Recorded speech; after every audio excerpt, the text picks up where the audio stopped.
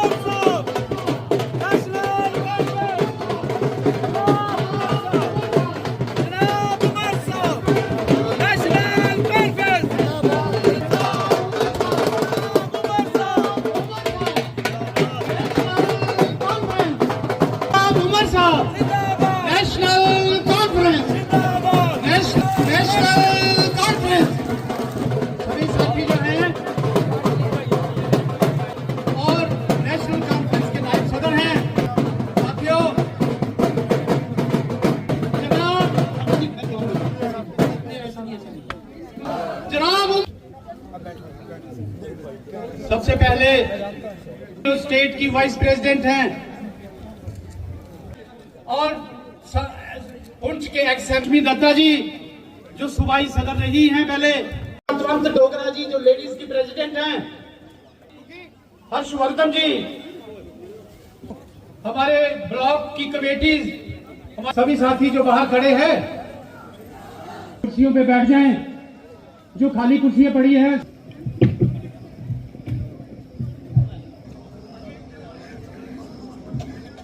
आकर उनका स्वागत करें, सभी तालियां बजाएंगे। और राजीव जी इधर आए। और मैं कितना खुश हूं कि आज हमारी नगरी में आकर हमारा हौसला बढ़ाया, रात दिन एक कर दिया, सिर्फ इस विश्वास पर कि आप लोग वजीर आला उमर अब्दुल्ला साहब और हमारी जिस दिन से सुप्रीम कोर्ट का फैसला आया था 370 के मामले में, उस दिन से हम इन इलेक्शन की तैयारी में लगे रहे। बीच में लोकसभा के इलेक्शन आए, वो भी हमने निपटा लिए। अब असेंबली के इलेक्शन होने हैं। कल election commission of India Jammu Kashmir के 4 रोज़ा जो है दौरे पे यहाँ आएंगे। हमारी उनसे सिर्फ यही गुजारिश होगी कि जल्द से जल्द नोटिफिकेशन जारी की जाए और यहाँ इलेक्शन का सिलसिला जो है वो शुरू की जाए। और हम ये भी उनसे उम्मीद करेंगे कि हर पार्टी के साथ बराबर का सलूक किया जाए ताकि लेवल प्लेइंग फील्ड पे हम इलेक्शन जो है लड़ने का काम करें। सर क्या देखते हैं, नया कश्मीर हर बार बोला जाता है दिल्ली में, लेकिन नया जम्मू कश्मीर आतंकवाद से बढ़ रहा है, बेरोजगारी से बढ़ रहा है, क्या देखते हैं? नया जम्मू कश्मीर का जिक्र सिर्फ हिंदुस्तान के पार्लियामेंट में होता है। जम्मू कश्मीर के यहाँ अगर आप जमीनी सतह पर देखें तो नया जम्मू कश्मीर आपको कहीं दिखता नहीं है। अगर दिखेगा उसमें कोई बेहतरी नहीं है। अगर कुछ हुआ है तो हमारी तबाही हुई है।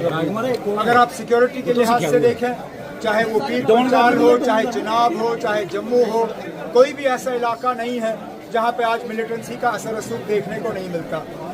महंगाई की बात अगर हम करें वो आपके सामने है। बिजली का निज़ाम बिगड़ा हुआ है। बेरोजगारी जो है इस मुल्क में सबसे ज्यादा अगर बेरोजगारी है तो जम्मू कश्मीर में है। हमसे बहुत सारे वादे किए गए थे 5 साल पहले, लेकिन उनमें से एक भी वादा जो है वो पूरा नहीं हुआ। बांग्लादेश के हालात जहां मेरे अपने हालात ठीक नहीं है, मैं दूसरों के हालात पे क्या रोशनी डालूंगा। हम तो सिर्फ यही उम्मीद करेंगे कि बांग्लादेश में जो लोग हैं वो शांति से रहें। जम्मू कश्मीर से बहुत बच्चे जाते हैं, बच्चियां जाती हैं वहाँ पढ़ाई के लिए। उनकी सुरक्षा का सही इंतजाम होना चाहिए। और हम जो वहाँ से वापस आए हैं, फिलहाल हम बेसब्री से उस दिन का इंतजार कर रहे हैं कि वो बच्चे बच्चियां वापस बांग्लादेश जा सकें और अपनी तालीम जो है उसको मुकम्मल कर सकें। जम्मू को लोगों को उनके हक मिलने वाले हैं, स्टेट मिलने वाली तैयार रहे, लेकिन उसके साथ ही पावर्स एलजी के हाथ में दे दी जाती है। फिलहाल तो एलजी के पास पावर्स होंगे ही, लेकिन स्टेट हो वापस देने से ये लोग भाग नहीं सकते। इन्होंने पार्लियामेंट में जो कहा सो कहा।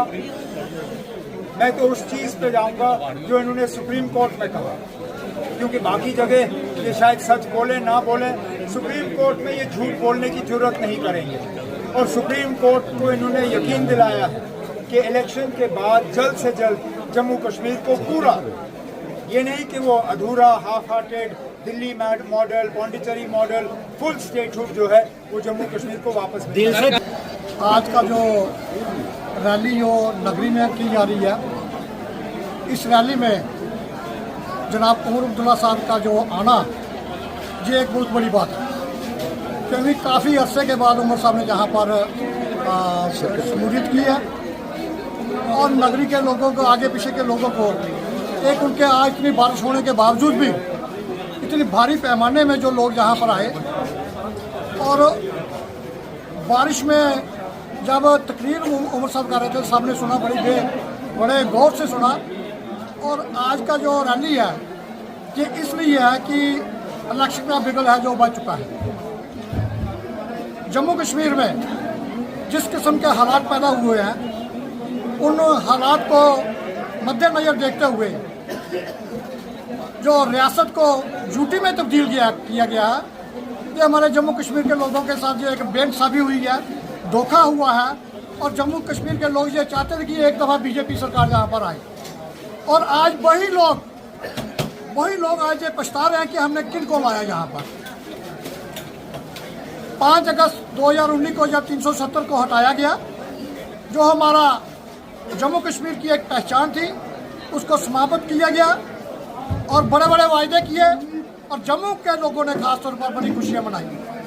आज वही जम्मू के लोग आज प्रोटेस्ट कर रहे हैं राज्य के दर्जे के लिए, अपनी ज़मीन सेव करने के लिए, और कम से कम जो हमें शेख साहब ने, जो बाबा कौम शेख साहब ने जो हमें ज़मीनें दी थी, वो देने में है और ये ज़मीनें छीनने में लगे हुए हैं। मेरी जम्मू कश्मीर के अवाम से ये विनती है कि आपने बड़ी 10 साल इंतजार किया इसमें, और 10 साल के दौरान किन किन परेशानियों से गुजरे हैं आप, ये आप सब लोग जानते हैं।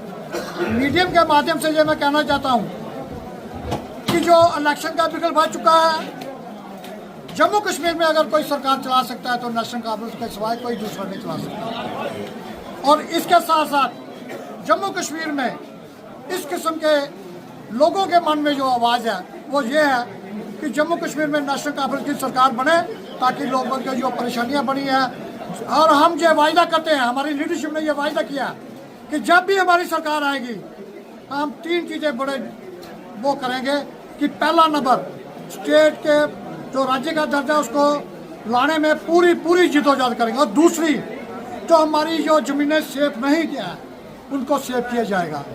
बेरोजगारी, जो बाहर के बच्चे जो पढ़कर इधर नौकरियाँ लेने आते हैं, वो भी हम ख़त्म करेंगे। हम जम्मू के लोग ही, जान के जम्मू के बच्चे ही जहाँ पढ़ेंगे, नौकरियाँ करेंगे। और इसके साथ साथ मैं आखिर में ये भी कहना चाहता हूँ कि जम्मू कश्मीर की आवाम बड़ी समझदार आवाम है, वो आने वाले फ्यूचर के बारे में जानती है। आज हालात जो बदल चुके हैं, उमर साहब ने जो है ये हालात बदल चुके हैं, क्योंकि कठुआ में आज शेड्यूल कास्ट का आपने रैलियाँ भी देखी हैं, पर्टिकुलर शेड्यूल कास्टों की जहाँ पर जो हाजिरी है मेरा ख्याल सबसे ज़्यादा होगी, और चांसेस काफ़ी ब्राइट है। यहाँ पर नेशनल कॉन्फ्रेंस का कैंडिडेट जो अच्छा कैंडिडेट होगा, वो उमर साहब ने खुद अपने तकरीर में कहा, अच्छा कैंडिडेट जहाँ लाएंगे, और ये बाकायदा जो नगरी की सीट है, रिजर्व सीट है, ये हम जीत कर उमर साहब की झोली में डालेंगे। और इसके साथ साथ मैं एससी सेल का चेयरमैन होने के नाते मैं जम्मू में हर एक जो रिजर्व सीट है उसमें मैं अपनी तरफ से जलसे कर रहा हूँ, और कोशिश करके ज़्यादा से ज़्यादा जो शेड्यूल कास्ट सीटें हैं वो नेशनल कॉन्फ्रेंस की झोली में डालें। शुक्रिया। आज का कार्यक्रम जो था वो उमर साहब का एक टूर था कठुआ के अंदर, जिसको हमारी पूरी डिस्ट्रिक्ट कमेटी ने ऑर्गेनाइज़ किया था। तो आपके सामने ये टूर काफ़ी बेहतर रहा। उमर साहब ने रियासत में आने वाले जितने भी उनके दिमाग में जो प्लान है वो आपको बताए कि रियासत को किस तरह से खुशहाल करने की उनकी योजनाएं हैं। और इसमें कोई दो राय नहीं है कि अगर नेशनल कॉन्फ्रेंस की हुकूमत आती है और उमर साहब चीफ मिनिस्टर आते हैं तो ये रियासत फिर से खुशहाली की ओर बढ़ेगी। देखिए, हमारी पूरी भरपूर कोशिश है कि इस बार कठुआ की जो रिज़र्व सीट है या जितनी भी स्टेट के अंदर रिज़र्व सीटें हैं 7, वो 7 की 7 हम नेशनल कॉन्फ्रेंस की झोली में डालें।